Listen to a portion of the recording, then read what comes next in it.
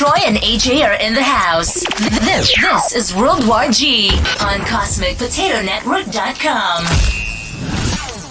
All right, you primitive screwheads, listen up. I am Iron Man. That's a big point. Pizza Dude's got 30 seconds. You are a bully! It's Leviosa, not Leviosa.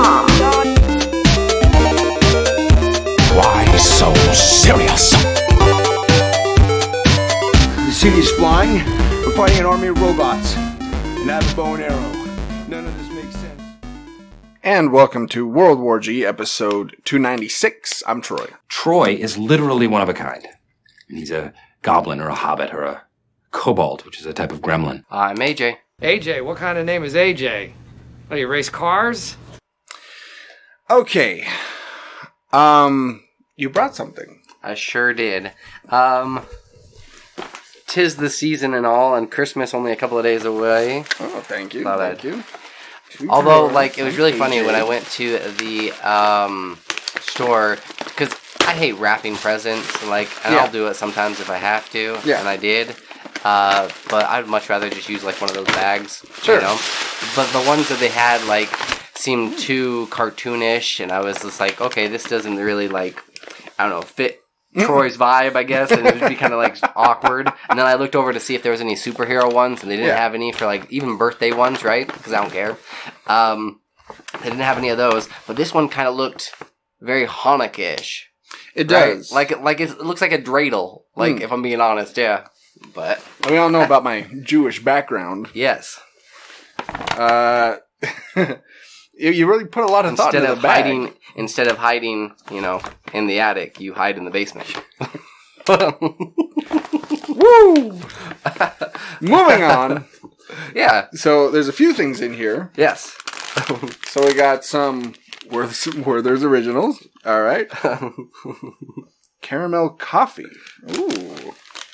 Well, okay, I was just like, well, you know, Troy can't have, like, a coffee maker down here, so, you know, I'm trying to help you out here. We have, got some comic books. Plus you'll need it for, like, some reading material, right? Right. Hal Jordan, Flashpoint Hal Jordan, nice. I hate Fairyland. Yes. I threw in, like, a lot of these ones, like, the first issues on them when I went to Heebie-Jeebies, just because I was like, oh, yeah, we need, like, if you're going to start out and, like, you've kind of been getting back into comics. Yeah. So I was just like, you might as well have the first issue. Right. Start from the beginning. Oh, and it's Scotty Young. I like his art. Yeah. He's good. The Christmas Chimera Brigade. I saw Christmas. I don't know why I saw Christmas. Chimera Brigade. Oh, that looks interesting. I really liked, like, some of these ones, like, they stood out for the art design and, like, the artist. Hellstrom. Prince of Lies. This looks old. Yes. Yeah. They had, like, this older, like, dated section, but they didn't have any of, like, the classic or iconic ones, so I was just like, yeah, those are hard to find. Yeah. And then all these collectors have them. Sovereigns, nice. And then The Death of the Family, Detective Comics. Nice. Awesome. And then, one more thing. Oh, wow. Thought you'd appreciate this. There's actually an app that you can download and hook it up because it does have a camera to it. Really? Yeah. AJ got me a drone. That's awesome. So you never have to leave the house, Troy. Great. Just what I've always wanted. Yeah, you'll hook it up and it has a GPS and you can also put in, like, you can draw patterns that you'd like it to fly. Really? Yeah. My brothers, Derek and Logan, have one. Wow. That's really cool. Thank you. Yeah, for sure. Yeah, I'm going to have fun with this. That's awesome.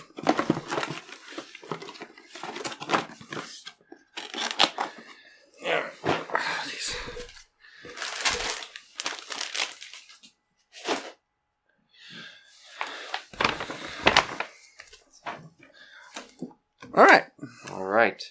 today in geek history? Up in the sky! It's a bird! It's a plane! Today in Geek History! Yeah, so this is weird. So today, in 1932, and remember it's December 22nd. Yes. The Mummy, directed by Karl Freund and starring Boris Karloff, is released in the U.S., and it's the first Mummy horror film. That is so dang odd. On December 22nd, it was released. And we were talking about this before the episode, that it's just like, well, it's not in October, which would have made perfect sense, or it's not even in late November, where you're kind of trying to beat the October rush. Yeah. They just threw it in there December. I can't imagine it weird. doing that well, though, right? Was it originally released, in October when it was made? No. No? Release date, December 22nd, 1932. No, that's in the U.S. I was saying, wherever it was, originally released. It was originally released in the U.S. Oh, really? Yeah. Oh, okay. Yeah. I was thinking it was a U.S. film. Yeah, that's why I was just I don't know, maybe it was a German film or something that then they decided to bring over and released in the U.S. on this date. No, yeah, it was a American film. But they released it in December. Yeah. Nothing says Christmas. Yeah, a couple days before Christmas, like The Mummy. Yeah. Well, at least, if you've got a movie... a holiday movie that you don't want to go see in theaters, you can go see The Mummy. There you go. I'm trying to see how much it made. At the box office? Yeah. Mummy, nice. It made $370,000. Now that's 1932 money. Right. How much did it cost? $20. But remember, that's 19... It's 1932 money. Cost. It cost $196,000 to make. So it made a profit. Yeah. Made a good little profit. Enough for them to make another, right? I think, yeah. Yeah, they made a few sequels to that. And remakes and... Yeah. Because The Mummy is in the public domain, so anybody can make a Mummy movie. We've thought about it as well. Yeah. Anybody can do it. And we're going to release ours on Easter. That makes perfect sense. Well, he's people risen. come back from the dead, yeah. I like this plan. That would be so dang funny. Yeah. All right, let's get to This Week in Geek. This Week in Geek. So, as just last week, or on December 16th, Rogue One hit its 4th year, it released 4 years ago. And it had to, right? It's crazy to think that it's already been that long. Yeah. But Rogue One has been trending now, and a lot of critics are saying that this is by far the most Star Wars movie of them all. They're their favorite. That's including even the originals. And I kind of wanted to get crazy talk, right. Well, I kind of wanted to get your thoughts on this. Rogue One is good. I like Rogue One. Yeah. I even thought the Solo movie was decent. Nobody can replace Harrison Ford. Right. And that was my only hang up with it. But if you take it at face value as it just being kind of a dude, a space cowboy, running through space, it's not bad. It's not bad. But here's the thing. Star Wars fans are terrible. They're their own worst enemies. They are. Star Wars fans are horrible. And yeah, I'm trying to think where Rogue One falls for me. Okay, some of these critics here, while you're thinking on that, they were saying, can we talk about this beautiful movie, Rogue One, how it's easily the best looking Disney Star Wars movie. I've seen this movie way too many times. It's the best. Rogue One is the best Disney Star Wars film. I have spoken. All right, Dame MDK Damo. I would say The Force Awakens is the best Disney Star Wars film, personally. Okay. unfortunately, people have lumped that in with the other sequels. Yeah, and yeah. So it's like, everything's terrible. Mhm. That's Star Wars fans. But J.J. Abrams he put together a great movie. yeah, and then it kind of got like Ryan Johnson came messed and it up. ruined it. Yeah. And so then he had to try to salvage something. tie it all together. Yeah. But no, the Disney movies, Force Awakens is probably my favorite. I will say Rogue One is probably top 3, top 5, if not number 2. Really? Okay. Yeah. And then where do the others fall? As far as the Disney ones go? Yeah.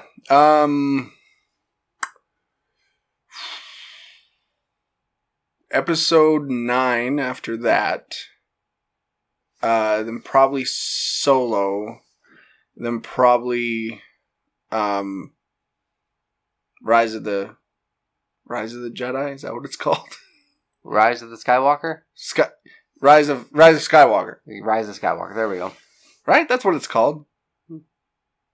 So Skywalker rides again? Wait. I think that's what it's called. Wait, no, Rise of Skywalker is the last one. Yeah. Star Wars 8. Happy fourth birthday, Rogue One. Favorite Disney Star Wars film? The Last Jedi. Rogue One is definitively the best Disney Star Wars movie. I mean, here's the thing about Rogue One and why it's good. There's no Jedi in it. There's no Jedi Force, anything. And so you get to see this kind of cool, expanded universe that they haven't really that's explored in Star much. Wars. Yeah. And I mean, there is a little bit of that. You do see Darth Vader for a bit. But by and large, there's that, and spoilers, everybody dies. Right. There's a finite conclusion. Yeah. You don't get more absolute than that. So yeah, I totally see why people like it so much. Right. It feels very Star Wars. And that's one of the people's biggest complaint about these Disney Star Wars films. They don't feel like Star Wars. Right. They feel kind of like... But... some of them do have a tendency of going more bigger, better explosions and not really focusing on the lore. Right. It's like Michael Bay kind of got his hands on this a little bit. Yeah, fair enough. Right? Well, he screwed up the Ninja Turtles. Yeah, he did. Yes, he did. Maybe started on that. Okay. Yeah. It's definitely up there. It is. Yeah. It's good. If you haven't watched Star Wars Rogue One in a while, go back and watch it. I think you'll be pleasantly surprised. So, going back to Disney, because everything is Disney now. It really is. It's difficult to escape it, to find a story that isn't, has ties to Disney. Yeah. She-Hulk, the TV series, is coming to Disney Plus, and we know a little bit more about it. Apparently, it's going to be a half-hour legal comedy. Legal comedy? Well, if you don't know She-Hulk, her alter ego, Jennifer Walters? Jennifer, I can't remember. Anyway, she's an attorney. She's a lawyer. And Walters, yeah. Walters, okay. And the comic book, for a long time, at least where She-Hulk got really successful, was basically that. It was a legal comedy. Right. And so it looks like they're ripping right from those comics. Well, it would be pretty interesting to see her be in some tense, argumentative, because that's the thing, is with Hulk, you have to keep your blood pressure, you have to keep your heart rate down, right? Or you just, you Hulk out. Right. So for her to be a lawyer and to be arguing with somebody and to not turn a little bit green, that's gonna be pretty interesting. And here's the thing with Jennifer Walters. the way she got her powers in the first place is she got a blood transfusion from Bruce Banner, who's her cousin. Yeah.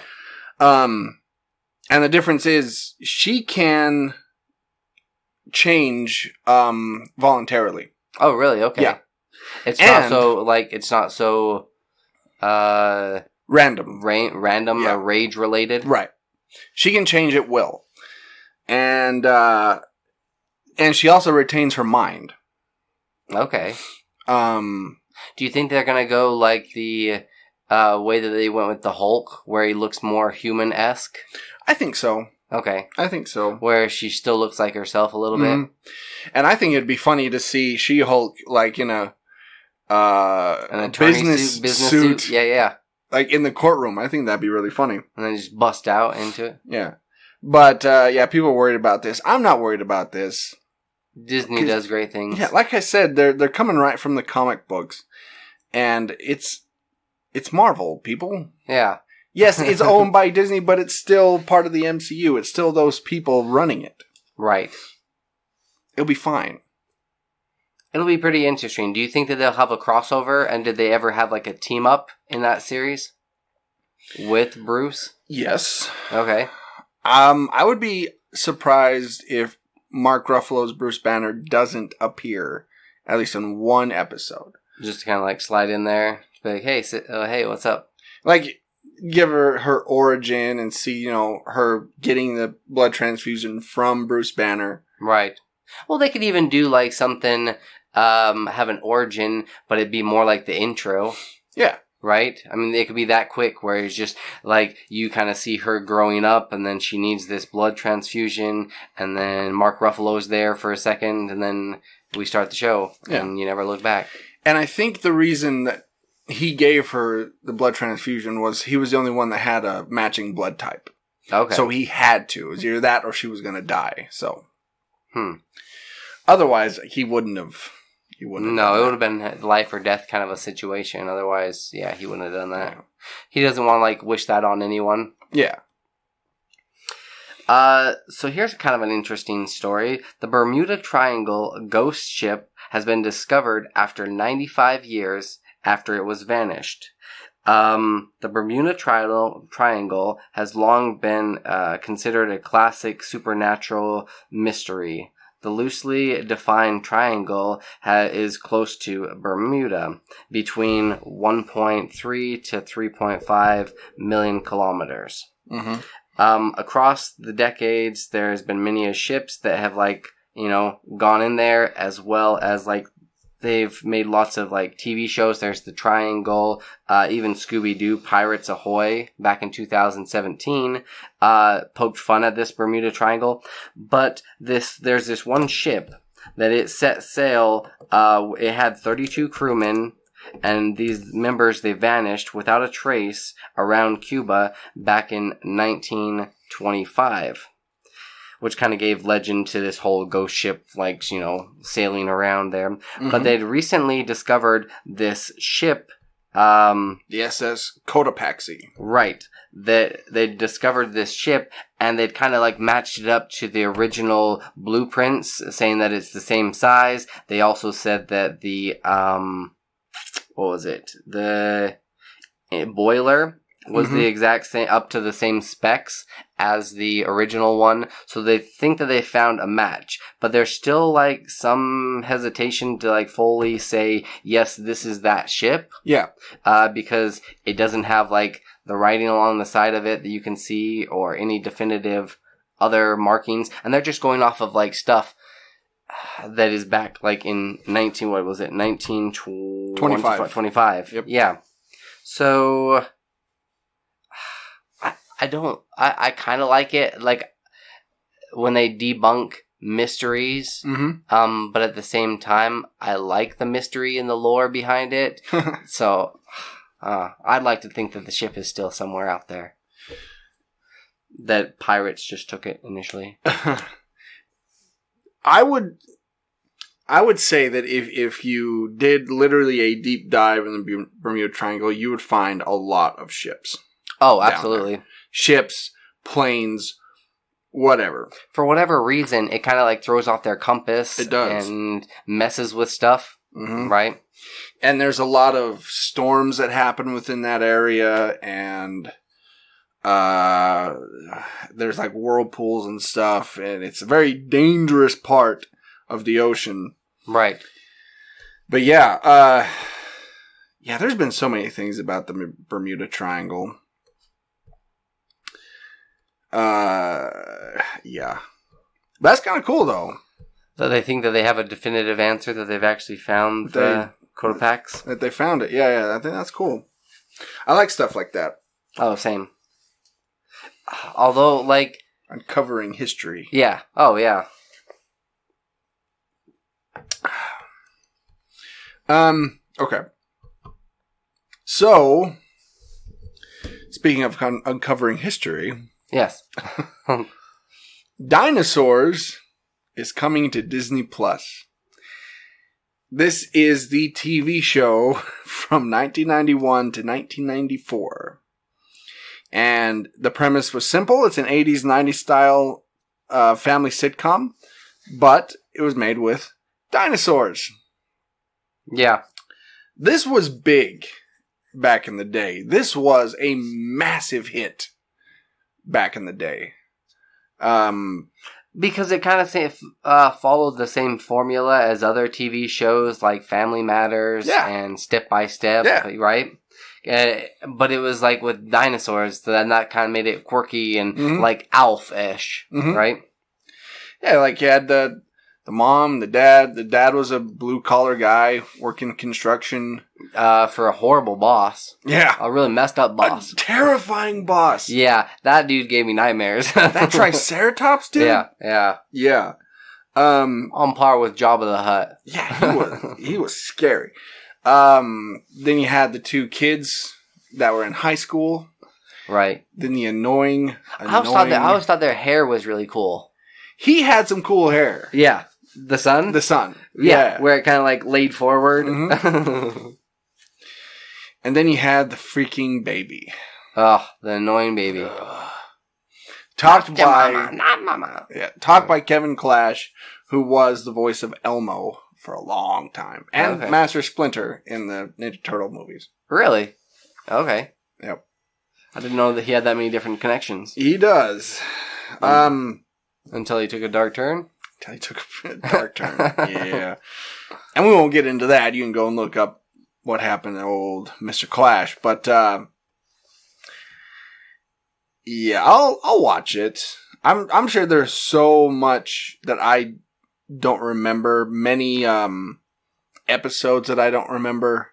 Yeah. Because I watched the hell out of it as a kid. Right. I loved it. So, yeah, I'll definitely watch it. For nostalgia purposes. Yeah. Grab yourself a Crystal Light. Absolutely. Oh, some 3D Doritos. 3D Doritos, some Crystal Pepsi. Yeah, Crystal Pepsi, there you go. Some Dunkaroos. Just sit there and watch dinosaurs and feel like a tiny little kid again.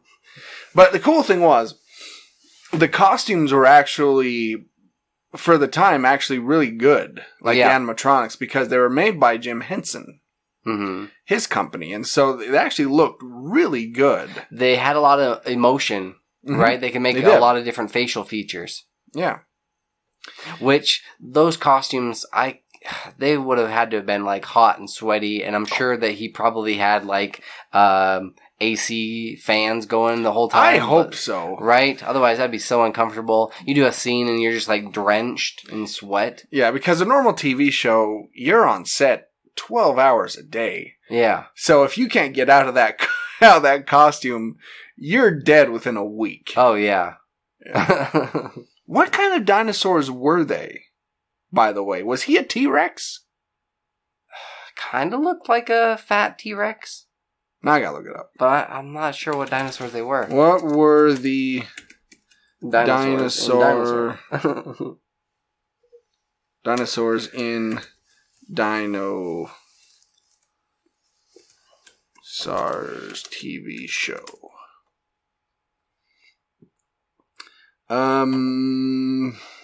Let's see.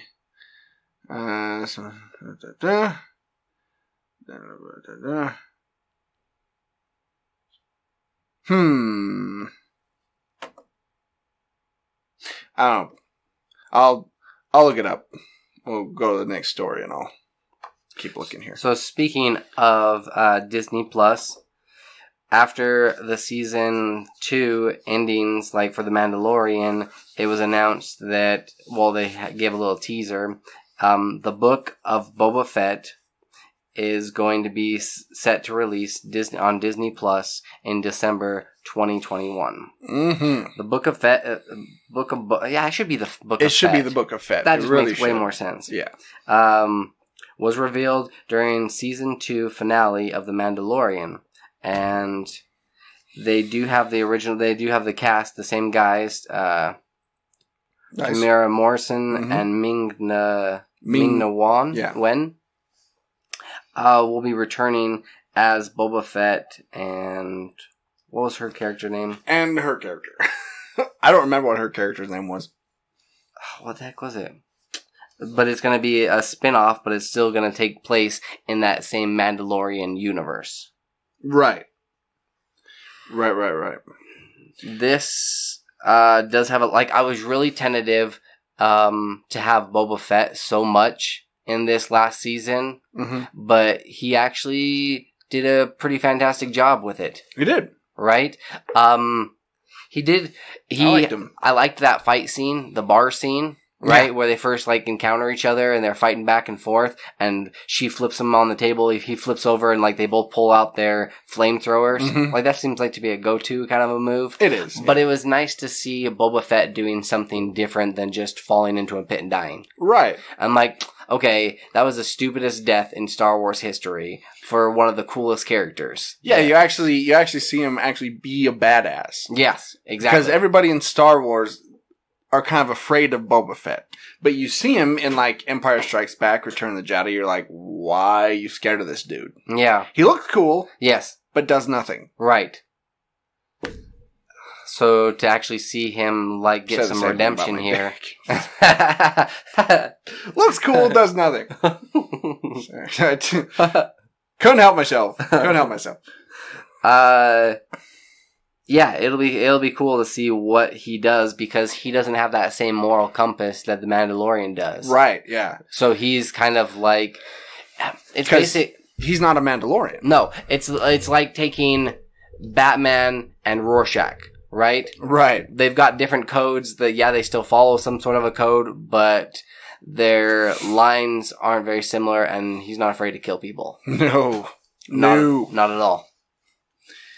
I mean, yeah, Boba Fett, he's a bounty hunter. He's a killer. That's what he does. And his ship is so dang cool. The Slave One? Yeah, it's pretty legit. Where you can fly around sideways and be blasted into space, but then at the same time when you're landing, does it rotate? It seems like it does, yeah. Right? That was the first time in that series that we saw the inside of Boba Fett's ship. Mm-hmm. So when they were sitting here, you saw the walls moving as it was moving up. Right. Yeah, we've never seen that before. No. I thought that was cool. But we'll definitely get into the Mandalorian a little later. I did find what species the dinosaurs were on the dinosaurs. Inquiring minds want to know. Mm-hmm. So Earl Sneed Sinclair was a megalosaurus. Okay. Frances Joanna Sinclair, his wife, was an Allosaurus. All right. Now, their children, here's where it gets weird.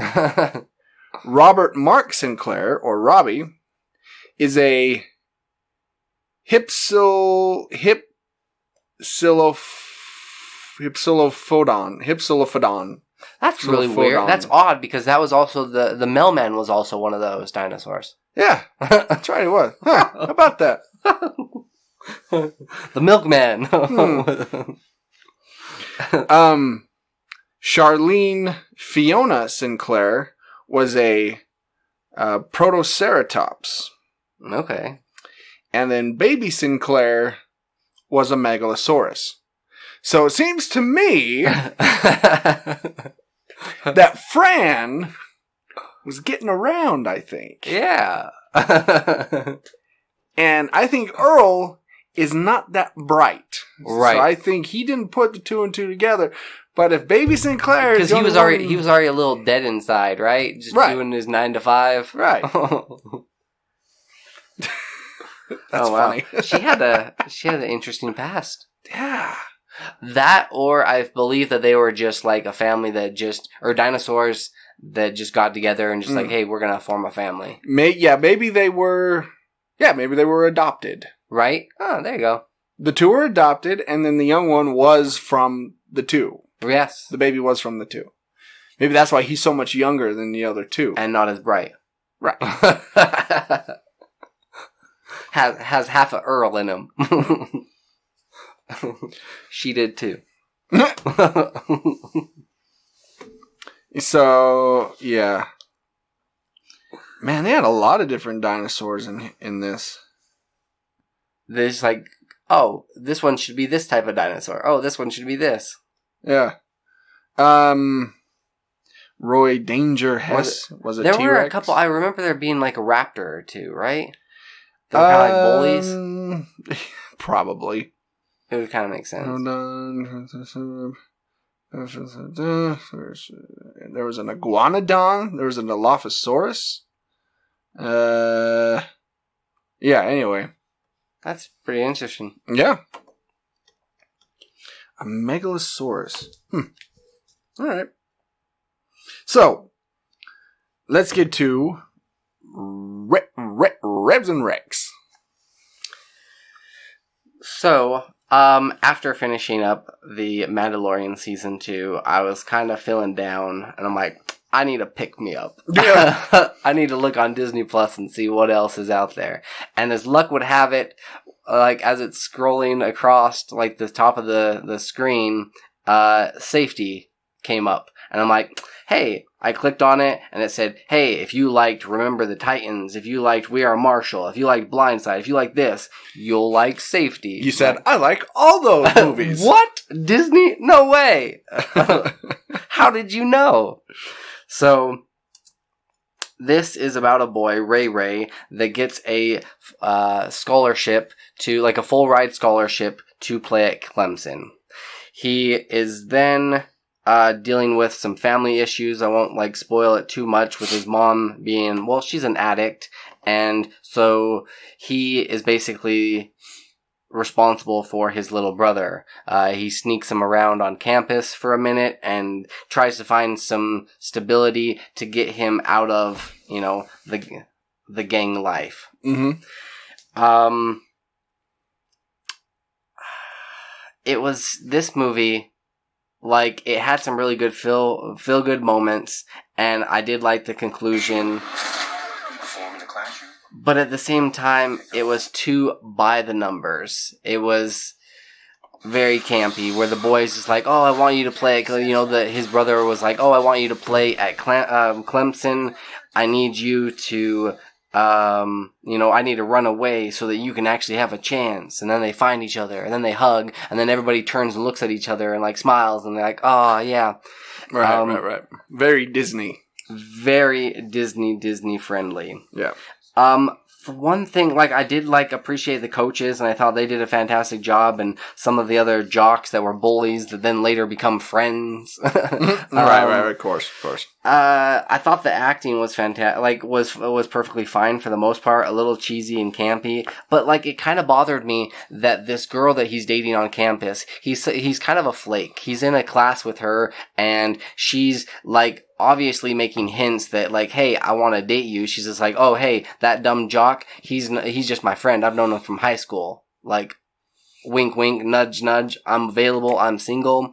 And he didn't get the hint for a minute, but then he was also dealing with family issues. Right. And he keeps blowing her off, and then she keeps giving him other chances. And then he has some redeeming qualities where he's just hey, I gotta look out for my mom and my brother. And she's like, oh, I feel so bad for you. And then he's a complete ass to her because they can't take what the issue was is he had to go before the NCAA and petition because college players aren't supposed to get any type of handout, or they're not supposed to get any assistance and help. But this is a different situation where he's, looking over his brother while his mom's getting help and treatment.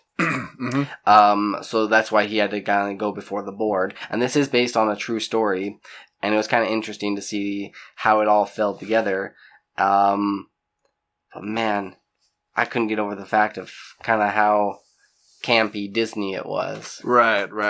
That was the one, and like I really do like Clemson's one of my favorite teams to watch. I like when we're talking college football, but this didn't make me like them or care for them much more. I don't know. Like a movie like We Are Marshall. Yeah. You know, like that made me go and actually look up that story. Mm-hmm. You know, this one I don't think I'd really be looking. I mean, because they had kind of at the very tail end they said hey, you know, Ray's doing this now and this and this, and the mom's been clean for years. And I'm like, all right, I got enough of a backstory that I'm content with. I'm good. I know enough now. Actually, I didn't like We Are Marshall. That was probably one of my least favorite football movies, dude. That's funny because I actually really like it. Really? Mm-hmm. That's weird. I thought it tried to invoke feeling too much with that whole scene with the plane and they're playing the somber music as it's going through and it's a sad thing that happened, man. It was. Whole team wiped out. Yeah, that's pretty devastating. And George Costanza was right. Right. All those teams flying in the air, eventually one of them's going to get wiped out. It's very true. But out of 5 footballs, I'm giving this one a 2. It's a decent, heartwarming film, and if you've got kids, they'll appreciate it, and you'll be able to tolerate it. But, it's okay. It's okay. Yeah. Okay. Monster Hunter. Yeah. Went and saw this. So the reason I saw this in the first place is I kind of quickly watched the trailer because I was looking for something to watch. Saw the trailer, like, oh, that it doesn't look like high art, right? But it looks like dumb fun. Yeah, right. That's what I was expecting. Boy, was I wrong. Really? Mm-hmm. It's dumb, but it's not fun. They take themselves way too serious. Yes. Well, okay, so here's the thing. Here's the description of the film. When Lieutenant Artemis and her loyal soldiers are transported to a new world, right? Yeah. They engage in a desperate battle for survival against enormous enemies with incredible powers. Feature film based on the video game by Capcom. I didn't know this was a video game. Really? Or else I wouldn't have seen it. Yeah. Halfway through, I'm like, oh crap, this is a video game movie, isn't it? Crap. Yeah, I didn't know. So yeah, here's the cast. You have, it stars Mila Jovovich. Yes. Tony Jaa. Ron Perlman. Oh, yeah. And a bunch of other people you've never heard of. All right. Now, I understand Mila Jovovich and Ron Perlman being in this. They'll be in anything. Right. Especially the fact that Mila Jovovich's husband is the one that directed this movie. Okay. Makes sense. Yeah. And Ron Perlman, like I said, he was in Season of the Witch with Nicolas Cage. He'll be in anything. But Tony Jaa, I had more respect for him. Yeah. What are you doing, Tony? Just a paycheck? Is this all this is? Yeah, it's bad. Really? It's really bad. The acting is not good. The story doesn't make any sense. Nothing gets explained. Like at all? So you're following this team, this alpha team that's driving in the desert because they're looking for Bravo team that disappeared. Oh, geez. We're off to a good start. Right. And you quickly get, quote unquote, character development with all these characters. There's like 6 of them. Like these elite army soldiers, blah, blah, blah. You know, one's good at sniping, and one's good, you know, he's a communication guy, and one is this, and one is blah, blah, blah, blah, blah, blah. Right. Yeah. They're in the desert. A storm comes. Okay, so they're driving. Right. They see these cement pillar-looking things that they're driving in the middle of. The storm comes. They're trying to drive away from it. The cement pillars get struck by lightning, and they get transported to this other world. Oh, jeez. They don't explain where those pillars came from. They don't explain anything. Right. Well, you sure already know if you played the video game, right? Yeah. Even in the video game, at least because I played the newest one, they didn't really explain that much either. You just kind of go into this village and they're like, "Hey, we're trying to clear out this area." To me, it feels more like what was that one?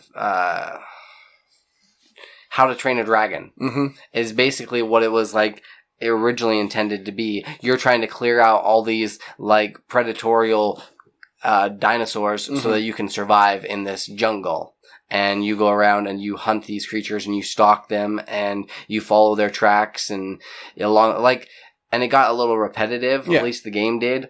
And so the movie. Yeah, but I feel like they would have had a better chance at the movie being better if they would have focused more on that. Like, we're trying to survive here. Like, we're the last, like, human race, you know. And maybe that's what it was. I don't know. Yeah. It's possible that's what it was. Okay. So, okay, I'm just going to talk about it because I doubt anybody's out there is going to see it. No. And you really shouldn't. So I'm going to spoil it for you. Like, 15, 20 minutes in, every one of those soldiers are dead except for her. Oh, all these people that you just got to know wiped out except for her. Wow. And so she meets up with Tony Jaa's character, the Hunter. That's his name. Yeah. Because he's been surviving on this little island in this desert because you can't walk on the sand because there's a monster that's swimming around in the sand. And Tremors. Yeah, basically. And if you make any vibrations, he's going to come and... Anyway. Yeah. So they meet, they fight, of course. And then they become friends, of course. And then they got to get to this other island in the distance with this pillar. For some reason. She needs to get there to get home. I don't know what his reason was. Again, they never explained that. Yeah. It's bad. It's bad. Which sucks. And they tried to set it up for a sequel, which is laughable. Yeah. Because there is no way this thing is getting a sequel. I said the same thing about Pacific Rim. A lot of people like that movie. I know. It made a lot of money. I know, but this one won't. This one made $2.2 million. Okay. Didn't even make his budget back? No.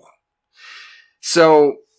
Which sucks because there are so many good video games. That's why I don't know how I feel about this whole Nathan Drake Uncharted movie, right? I know. I'm like, I want to love it, but I don't know. The only decent one I've ever seen is Tomb Raider. The newer ones, not the Angelina Jolie ones.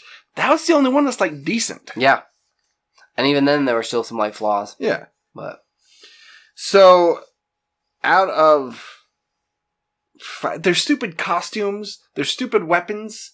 There's a boat that travels on sand. How's a boat travel on sand? Was that Ron Perlman's character? He was the boat driver? Yeah, he was the captain of the boat. Captain? Okay. Yeah.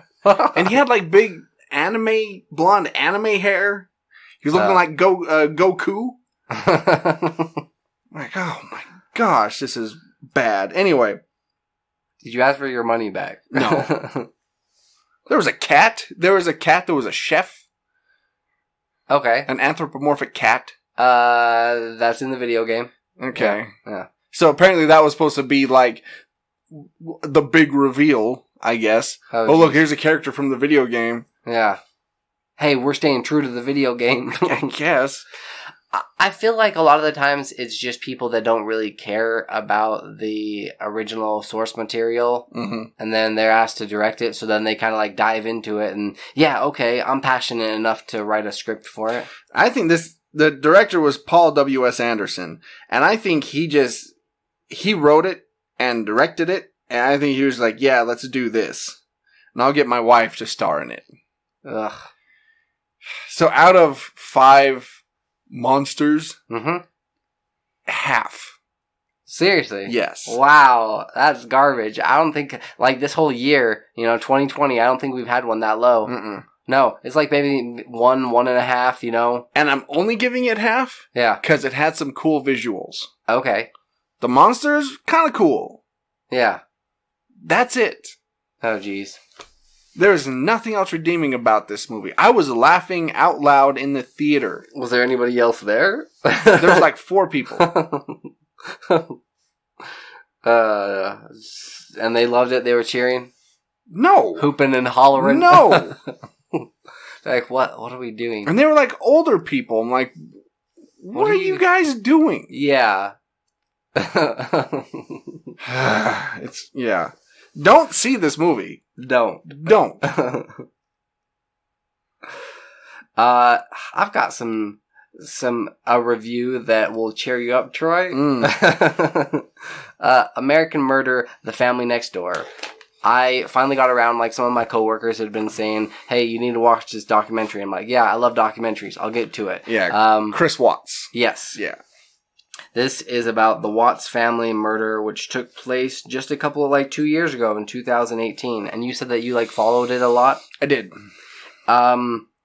This the thing that I liked about this documentary is they first initially, you kind of don't know what to expect. And it just goes to the day-to-day life, and it shows this woman that is very social media heavy. Yes.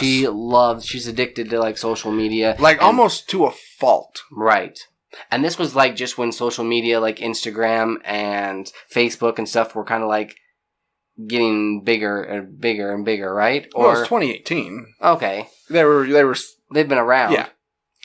So she was only 2 years So she ago. wasn't even very good at it. No. But she believed that she had something to say when she really didn't, I guess. Well, on social media. Here's the thing. So his wife was basically, she sold essential oils. She was one of those people. Okay. Yeah. And so in order to get clientele, this is what I've pieced together over these last couple of years. In order to get clientele, she was constantly uploading crap onto Facebook. Right. Oh, look at my family, look at everything we're doing, and blah, blah, blah, blah, blah, blah. This is and it was interesting because you're seeing 2 sides. You're seeing this family that on social media, they look perfect. They look like they can do no wrong. They have a loving, caring family. And then you're seeing these text messages back and forth between the husband and wife. And you're seeing that everything's not so picture perfect. Yeah. Then you're also seeing the shit that this dude's doing, behind the back, and how he can flat out lie to everybody. And I didn't know that he was the killer when I first went into this. I'd heard about that story, and it had been kind of on my radar for a minute, but I'd completely forgotten about it. Yeah. But to see him go just try to cover it up, and to cover up his affair, and to cover up all these other things that he was doing, his spending habits, and then just completely pushing the children aside to go work out and do his own thing, and he just kind of I'm just gonna work these hours, and to cover it up badly. Yeah, he did a shitty job. He was covering. He was the world's worst murderer. Yeah, yeah.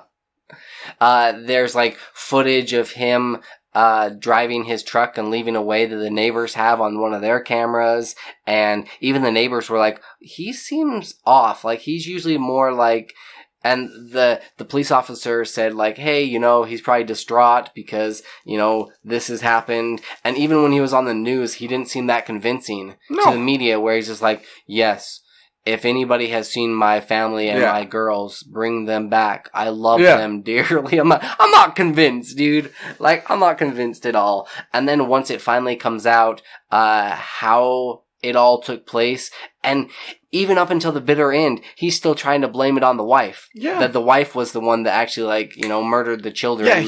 Yeah, she hurt them, so he hurt her. Yeah. Like, you piece of shit! Yeah. Like, just... The woman is dead, and you're trying to say it was her fault? Mm-hmm. Oh, man. This is an interesting, fascinating documentary, and, like, man, it's some fucked up shit that he does to her, like, the kids. Yeah. Like, okay. I kind of understand. I was just gonna say, you're gonna kill your wife? Fine. You're one of 1,000 people who've done that. Look, I'm divorced. I get it. Okay? We've all been there. We've all been there. We're both divorced. We get it. Yeah. But the kids, man? Yeah. They were innocent. They did nothing. They were, like, fearful. And that was like an hour and a half drive that he's driving with them, with the body laying down, and they're like, is mommy okay? Yeah, she's fine. She's sleeping. She's sleeping. She's okay. Yeah. And then to take him there and to do what he did, man, there's a special place in hell for that dude. Oh, yeah. Yeah. No, it's fascinating. It really is. Yeah. Like, go and look into this case, in the Chris Watts case. And also check out this documentary. Yeah. It's worth a watch. Yeah. And there's tons of videos on this. I mean, you can watch his whole interrogation. You can watch the stuff on the news. The way that he quickly turns when his dad's there. Yeah. Right? That moment, that was pretty fascinating, where he's just like, yeah, I had to do that. And the dad's like a better investigator than the other, the woman, the interrogator, and the officer that was in the room with him. But it was also kind of fascinating to see how she was trying to, like, manipulate him. Okay, if he were to do that, like, he was the worst, like, murderer ever, but if he were to do that, and right off the bat they say, hey, we're gonna have you take a lie detector test. He's like, okay, so he takes it, he fails, like, lawyer the hell up, dude. Yeah. Lawyer up. Just be like, nope, I'm not answering any more questions. He had the option when he said, we want you to take a lie detector test. He had the option to say no. Yeah. He could. That was perfectly within his legal rights. Yeah, to say, no, I mean, I came in under my own volition. You know, I'm here to just, like, assist you guys. Yeah. We're out here trying to find, like, my family, where the hell they've gone. Yeah. Go get a lawyer, you idiot. Yeah. Yeah, no, take the test, answer all of their questions, sit in the interrogation room for, like, 10 hours, and then, like, start crying like a little bitch and get completely your dad... fail the test, by the way. Yes. And even after that, he was still like, I didn't lie to you. I swear, I didn't lie to you. Yeah. Oh, man. And, like, I loved how in the interview process, she's, like, talking to him, and she's like, hey, you came in here. You knew that you were going to fail the test. You knew this. Like, we just want the full truth. We just want, like, you came in here. You got to get something on your chest. You're going to feel so much better. I'm, like, thinking in my head, man, that's pretty manipulative, like, there. But, like, I like the way that they work, playing a good cop, bad cop kind of a situation. They're saying, like, look, it's over, man. Yeah. It's over. You're not leaving here. No. So you might as well just tell us exactly what happened. Yeah. And then, like, him sitting in the courtroom, and the family offers up a statement, and the mom, like, man, good on her. Like, and I'm pretty sure it's probably because she knew that it was, like, her only chance that she's ever going to get to, like, confront him. And be like, we loved you. We let you into our family. You are a great guy. And we forgive you. I was just like, ooh, I don't know if I could say that same thing if that dude did that. Well, then the family was like, no, we don't want the death penalty. Like, wow, you're nicer than I am. Yeah. Yeah. I'll let that dude fry. Yeah. Like, no, yeah. Kill that son of a bitch. Mm-hmm. Right? He took our daughter away. He took our grandkids away. No. Yeah, no. Ooh, and I also felt kind of like, that'd be such a weird situation for his girlfriend, right? Yeah. Behind the scenes. Yeah. Because she's just like, well, I knew that, he kind of like told me all these things, and I kind of knew it was a lie, but I wasn't sure, and I don't know. A lot of people think that she was in on it, blah, blah, blah. I don't think she was. No. I think he wanted to be with her. He didn't want the responsibility of a family. He didn't want to be... Fine. Get a divorce. Just get a divorce. Yeah. Yep. Just go to his wife and say, we're done. Yeah. That's it. It's over. Mm-hmm. But no. No, he decided to kill her instead. So out of 5 lie detector tests, I'm giving this one, like I've seen a lot of different ones, but I'm giving this one 3.5, almost 4, 3.5, I'd say. Okay. Yeah. It was pretty solid. It was fascinating. Like, I really enjoyed, like, the text messages exchange back and forth, because you actually get a little behind the scenes of what's really going on. Yeah. So yeah. Yeah. Like I said, I've seen her videos, Shanann, and they are boring as paint, man. They really are. They do seem really staged and just fake and forced. Yeah. Right?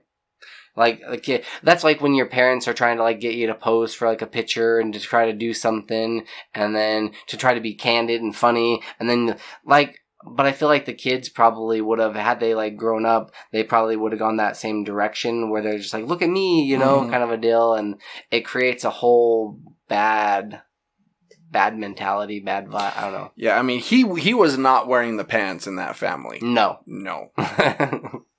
I get it. Okay, I've been there. But there's other ways out, dude. Yeah, there's other ways out. He's the same age as us, by the way. Really? Yeah. Oh, wow, okay. He was born in 85. Yeah. Dang. And here we are, 2 divorced, very happy guys. Living our life. Booyah. It is possible. It is. Okay. So, here's the thing. We're going to talk about The Mandalorian Season 2. Yes. With no restriction on spoilers. Alright? So, if you don't want to know, just end the podcast now. Okay? Just fast forward. You have been warned. You have been warned. Okay? So, Mandalorian Season 2. So, the first season, obviously they were setting everything up. You saw a couple homages to the Star Wars universe as a whole. Yes. This second one, it's Star Wars. Oh. Everything Star Wars. Yes. And I also liked how in the second one, Baby Yoda, before getting a name, you know, his little container, like, breaks. So now he's, the Mandalorian's forced to kind of, like, hold him yeah. everywhere he goes. And he's like, as his good luck charm. Which I thought was kind of interesting, because that would make for some crazy fights, because now you can't go full Mandalorian. Yeah. You gotta be, like, more restrained, or set the baby down, or put him aside, you know, before you fight somebody. So it made for some cool, interesting, fights. Yeah, I mean, just from the jump, just from episode 1, where he goes to Tatooine, you see this guy that's wearing Boba Fett's armor that he bought off of Jawas. Mm-hmm. How the Jawas got it, I don't know. Oh, they're collectors. Did they go down into the Sarlacc pit and... how did they get him? Or they killed the Sarlacc? I don't know. Perhaps? We don't know how Boba Fett got out of there. That might be answered. That probably will be answered. Right? So yeah, you see a crate dragon. You've always heard about a crate dragon in Star Wars. This is the first time you actually saw it. Mm-hmm. Which it was... You got sand people. Oh yeah, those sand people, they were being eaten left and right. Yeah. Like, all the humans, for the most part, survived, but not the sand people. But they were, like, a lot more bold about it. Yeah. So then... He's basically on this quest to find Jedis. Jedi. Right? So that he can have this baby being trained by Jedis. Yeah. Because he knows that he can't...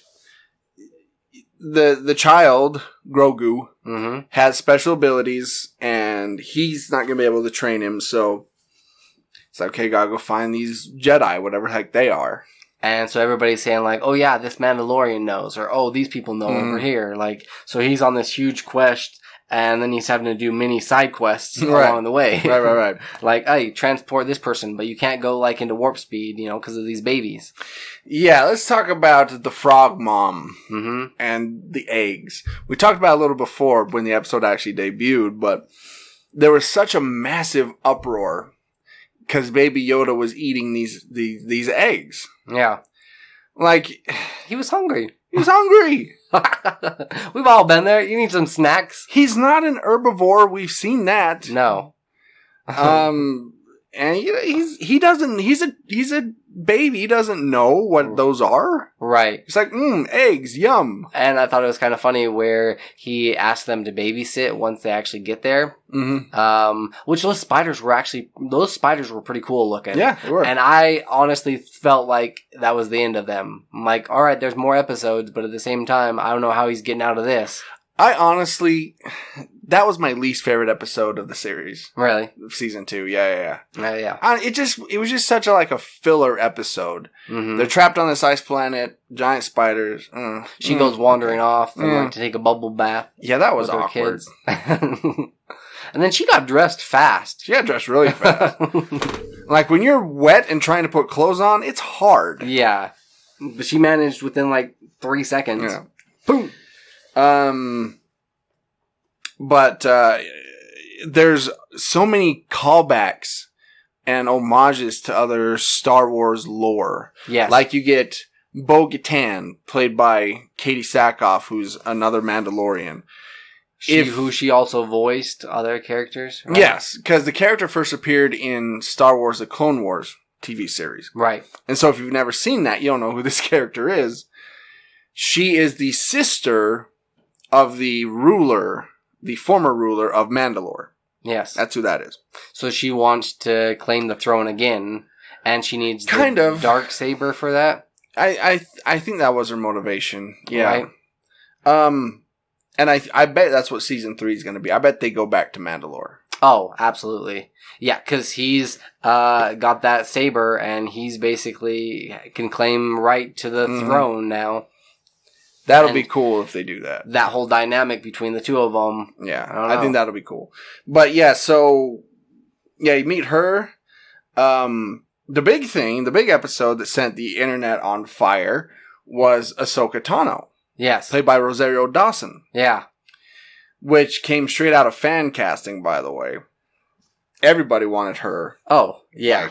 As soon as Ahsoka came on the scene in Star Wars The Clone Wars, people were like, if they ever make live action, we want Rosario Dawson. She said, yeah, sure, I'd do it. And there you go. She did such a fantastic job with it. She was really good. She was like a Nazi in the mist, just running around all over, just taking stormtroopers out left and right, using these force abilities and man. Now, Ahsoka Tano is a very interesting character because I hated that character when she first appeared. She was so annoying. Yeah.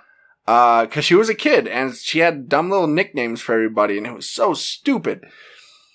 But as she got older, she became more mature. She, became a Jedi, and I actually ended up really liking that character. She had a nice character arc. She did, and I'm glad that she's getting her own series too. I think that's going to be really cool. That'll be fascinating. Yeah. Because you're probably going to get Admiral Thrawn in that, which was a character from the expanded universe, Star Wars. Yeah, it'll be cool. And that was the episode where we learned the child's name. Grogu. That was a little anticlimactic, I think. It was. To me. Yeah. I liked our name better. YOLO. Yeah. Oh, that was a much better name. I mean, you got Yoda. You had Yaddle in the Jedi Council. And YOLO. Perfect. But no, Grogu. Okay, fine. Fair enough. And then, but I kind of liked it a little bit when he's like, hey, Grogu. And, and you look over at him. Yeah. Trying to think. Oh, we get motherfucking Boba Fett, like we said. Yeah. And when he first gets his armor back and starts just destroying those stormtroopers. Oh, yeah. you're like, oh, that's why people are terrified of him. He didn't even skip a beat or like even like it didn't phase him at all. No, he just I knew what to do. Pop, pop, pop, pop, pop, done. He had that gaffy stick and he was beating their heads in. And he was like, oh my god, this guy's violent. Oh yeah. That staff was pretty legit too. That was cool. It was like a lot of the times you'll just see stormtroopers get hit and then they fall down and they're dead. No, he was busting helmets off, like, and he's straight up just like cracking skulls. Yeah. Yeah, it was cool. That whole fight scene was kind of cool, but it kind of sucked about his ship. Oh yeah, ship got destroyed. Although it was on its last leg anyways. You know? Yeah, it got taken apart several times. Oh yeah. Yeah, like he had to fix that thing a lot. You're like, dude, you're a Mandalore and you're a bounty hunter and you've got like decent money. Like, get a good ship. Well, maybe it's like Han Solo and the Millennium Falcon. Right. It's not like the best ship, but like you love it and you know all the quirks. To it. Yeah. Yeah. You know every little like, you know, you have to jiggle the knob like this. Exactly. Yeah. I get it. You got to kick it a couple times to get it to start. Mm-hmm. You know, happens. Use a screwdriver to like start it. Yeah. He's over there with a screwdriver. We've had cars like that. Right? But I'm not a big fan of Boba Fett's look with like the cloak that he's wearing. No. Yeah. He kind of looked a little bigger, clunkier. He did. Right? It looked like Boba Fett gained some weight over the years. Yeah. Which, you know, happens to the best of us, but... He kind of looked a little bit like... He really filled out that armor. Say that. He looked like... He reminded me of Cousin Fester. Right? Kind of a look. Yeah. Or Uncle Fester, that's what Uncle Fester. I think you were mixing Cousin It and Uncle Fester. Yeah. It was a mixture of the two. Yeah. But it was cool to see. There was a lot of Mandalorians in this season. It was cool to see them. It was cool to see. Not all of them are the same. Like, they all have different rules, and they all kind of like... It was like sex or different branches off of, like, the original Mandalore lore, right? That they're not exactly following it the way that they think they should, and other people have like different little cults, right? Like our boy Din Djarin was following kind of this old way of Mandalore where you never remove your helmet. Yeah, you know that this is the way. This is the way. And then he ran into the new Mandalorians that took off their helmets, and they're like, "Yeah, we take off our helmets. So what? Yeah." We gotta eat. It's like, oh, you leave yours on. Oh, you're one of those. Oh, okay. Yeah. You're one of those extremists. And I liked it because it almost felt like a religion. Yeah. Right? It was. But I also liked to see in this season how the Jedis look at the Force as its original religion as well. And even, you know, spoiler, Luke Skywalker is just like, hey, may the Force be with you, right? They're all saying, may the Force be with you, kind of almost like, go with God, you know, or God be with you kind of a thing. It's just a saying. Right. You know? Yeah, let's talk about Luke Skywalker. Oh, man. So what happens is Ahsoka tells the Mandalorian, okay, go to this planet, set him on this rock, and he'll reach out with the Force, and if there's any Jedi out there, they'll sense him and they'll come find him. Right. Which I liked that he like attempted a couple of times to try to like, hey, we need to go. Yeah, we need to go. And like, I think after the second time, I'd be like, all right, okay, I just have to like fight my ground. He's not moving anywhere. So he does that, sends out those Jedi vibes. The name of the episode. Sending out those Jedi vibes. And you at least I did. I kind of forgot about that. Right. I did, yeah. So once you get to the final episode and he's going after Moff Gideon and you got the Dark Troopers and... Which those were awesome. They were cool. Yeah, they were really cool. And they're trapped on the bridge and they're trying to bust through, and then you see this X-Wing fly in. And like, unidentified craft, you know, identify yourself. And then you just thing, yeah. And then you see like on the monitor, this guy, you see the the lightsaber ignite, the green lightsaber. Yeah. You see the gloved hand. Is that when you knew? Yeah. Okay. And I was just like, oh my god! It's Luke! And he tore shit up. Yeah, he was beating people down left and right. Like those dark troopers, he just sliced through them like nothing. It was so cool. It really was. And when he does finally reveal himself, when he takes the hood off, you're like, he look a little different. Looks a little weird. Not gonna lie, his mouth was a little weird when he was speaking. I'm glad they didn't like focus too much on him. Yeah. They kind of like focused on the other guys. But it wasn't horrible though. No, that's it was the thing. Yeah, like we were talking about Rogue One, Princess Leia in Rogue One, that looked weird.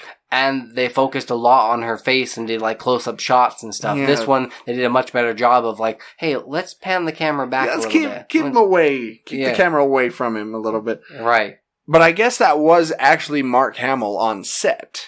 Really? Yeah. Okay. Which he had to probably, because he's got kind of a more raspy voice now. Yeah. He probably had to kind of like high pitch it up a little bit. Yeah. Hey guys, yeah. I'm Luke Skywalker. You know, he's kind of an old man now, and voice changes. Yeah. But yeah, that was such a satisfying ending. That was a great reveal. And I love the fact that once he was going to give Grogu away, you know, because Grogu wanted permission to leave. Right. That's what Luke said. He was like, you know, screw the helmet. Yeah. And he took it off and had that nice little moment. Touches his face. Like, oh, Grogu. Then they kissed. It was weird. But yeah, it was kind of worked. It worked. Started sucking on his ear. That was a little strange. A little nibble. Yeah. But then you see R2. That was cool. That was pretty cool. Them having this dialogue exchange. Mm-hmm. And I also liked that they had Grogu walking around a little bit. Yeah. Right? That he's not quite a baby. He's a little more mature. Yeah, you could tell that he was growing a little bit. Mm-hmm. Yeah. But then, because I was thinking, why are he talking to R2? I'm like, oh, he probably knows R2. Yeah. Because R2 has been around this whole time. Right. R2 was in the Jedi Temple. Yeah. Grogu, we found out, was on Coruscant during Order 66, managed to escape. We do have to talk about, like, you know, we don't see Grogu later on, so. Yeah. Yeah. Kylo Ren. A lot of people aren't talking about that. A little choppy. Yeah. If Luke took him to train him, we know how that went. Oh, because Luke kind of went to... Oh, maybe that was the thing that drove Luke to the island. Maybe. Right? That he's just, like, so distraught that, like, Grogu, he was in charge of him, one of these last kind, and then lets him die. Mm-hmm. And he's like, damn, I'm just giving this up. I'm going to this island. Yeah. Imagine what would happen if Mandalorian heard what happened? Yeah. Oh, he would have, like, killed everybody. Yeah. Like, I'm sorry, what happened now? Yeah, he'd go after Luke, I think. One of the other standout characters, there was like 4 or 5 of them, but I actually thought Bill Burr did a much better, like he was decent in the first season, but he was much better in this season. Oh yeah. Yeah, he was great. Yeah. We got to see a nice little redemption of his character right. in this season, where basically, if it's like a video game, mm-hmm. this is the level where you're on something that's moving and you have to keep all the enemies away. Yeah. Like, that's exactly what it was. Uh-huh. And it was cool, the dialogue between the two while they were in the cab of this vehicle. Bill Burr basically saying, look, you and I aren't different, pal. Right. We're not. When shit hits the fan, we're all going to do whatever we have to survive. Like, it reminded me of The Dark Knight when Joker was talking to Batman mm-hmm. in the interrogation room. It was just like that. It's like, look, we're basically the same... 2 sides of the same coin here. Right. We went down different paths and it led us different directions, but we were the same. Yeah. And, oh, and even when they're talking about Cinder, mm-hmm. right? That was kind of cool because that was Battlefront 2. That was the whole story mode. Yeah. It was basically focusing on that. Which I totally forgot because it's been years since I played that game, but... It's free to download on the PlayStation Plus network, and I'm downloading it as we speak, actually. Oh, are you? Yeah, I'm going to go back and play that. All right. It's got me in a Star Wars mood. The But yeah, it was cool to kind of see his redemption. Because he was arrested and put on this labor planet. Yeah. But afterwards, they let him go. Like, oh yeah, he died. That was a great shot, by the way. That was a good shot. Yeah. That he made. Yeah. Yeah, he destroyed the factory.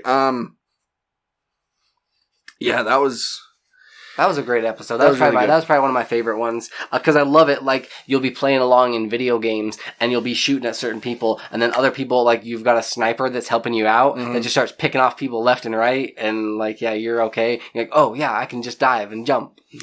And I like that in order to access this panel they needed in the break room, basically, you had to have facial recognition. Yes. So Mando had to go in there because Bill Burr couldn't because he would have been recognized. He would have been recognized by one of his commanding officers. Yeah, or so he thought. So Mando had to go in there. He took off his helmet. You saw he felt very awkward about it. Right. And then when Bill Burr, I don't remember his name, I'm just calling him Bill Burr. When he gives the helmet back, he's like, I didn't see your face. Yeah. Hands it back to him, doesn't look at him. When he puts it back on, like, respect. That's some class there. Yep. Yeah. But that was cool. That was kind of a funny scene too, where he's sitting in there in a different suit. You're still hearing his voice, but it's coming out of a different suit. Yeah. And that whole fight on the back of that vehicle was pretty cool. Mm-hmm. So last but not least, we have to talk about predictions. Okay. For the third season, because there is going to be a third season. Yes. He's got that dark saber. He has claim to the throne now, right? Essentially, yeah. Essentially.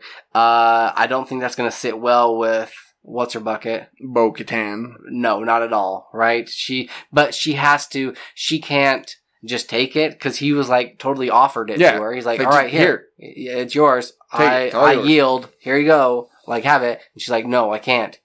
But, I mean, she could have just made up a different story. Right.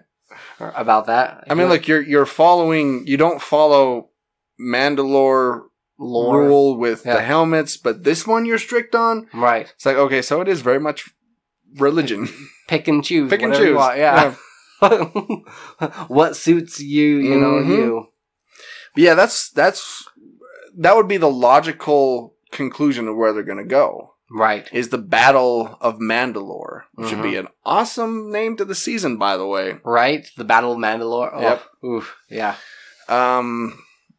Any other, like, directions? Are we going to see more from his buddies that he's kind of... Because he's got kind of a crew, but I feel like you can't focus too much on that because now he doesn't have the baby with him. Yeah. Yeah, right? That's what I was going to say. I think Grogu is done. I think Baby Yoda's done. Yeah. I don't think we're going to see him again. No. Which I'm sure so many white girls all around the country are very upset about. They'll have a candlelight visual and like move on. Yep. You know. But yeah, that would be a logical conclusion. And I think we're going to see a lot of new characters because I think with season 1 and 2, I think a lot of those characters, their arcs are done. Yes. And now that Boba Fett is getting his own series, I think they're kind of out of the picture as well. Yeah. Right? You don't want to, like, have them... I mean, but will it lose some of its luster? Because, like, what we've seen with the MCU before is you'll see, like, standalone movies and then you'll have, like, a collab where they already get together. But in this, we've already seen kind of them collab together, and now you're seeing standalone kind of stuff. So it'll be kind of an interesting, it's like just the opposite, right? Yeah, I think, what I think is going to happen with the two shows is that the Mandalorian is going to be like new Star Wars, whereas the Book of Boba Fett is going to be kind of more the old Star Wars, because he's back on Tatooine. Yeah. So I think we're going to get a lot more of... Is this Jon Favreau? Is he directing this? I have no idea. I hope so. Like, I would hate for them to kind of like screw the pooch on it, right? And mess it up. Right. Yeah, I think I just feel like that's what's going to happen. All right. Yeah, but man, the Mandalorian... Who's going to be the big bad in this one? And then season 3. Like, we've usually had, like, some sort of an idea. Even in season 1, at the end of season 1, we're like, oh, Boba Fett's going to show up at some point, right? Yeah. We didn't know that he was going to eventually help him. Yeah. But... I think... And also we had, what's his bucket? Moff Gideon. Right? So is it a fighting from within? I think that's what's going to be. Yeah. Maybe like Mandalorian Civil War or something. Okay. That he's trying to keep the peace. He's trying to, like, you know, be an ally for everybody and be on everybody's side. And it's like, no, you got to pick a side. Or I think it's more he doesn't want any part of it. Like, that's what I feel. He gets drawn into it, but he doesn't want a part of it. Yeah, he doesn't want to do any of this, but he has to. Right. Yeah. I think, like I said, I think we're going to see a bunch of new characters. They'll have their work cut out for them, for sure. Yeah. Because you got to stay within that Star Wars universe, but at the same time, you want to expand it. Yeah. But yeah, I'm looking forward to it. Oh, plus, we got the Obi-Wan series coming. Yes. Who's also going to be on Tatooine. Yeah. So that would be cool to see a little thing between him and Boba Fett. Yes. That'd be kind of cool. A little standoff fight. Yeah. I like this. Because those two never met. So that'd be kind of cool to... actually show that they have, like...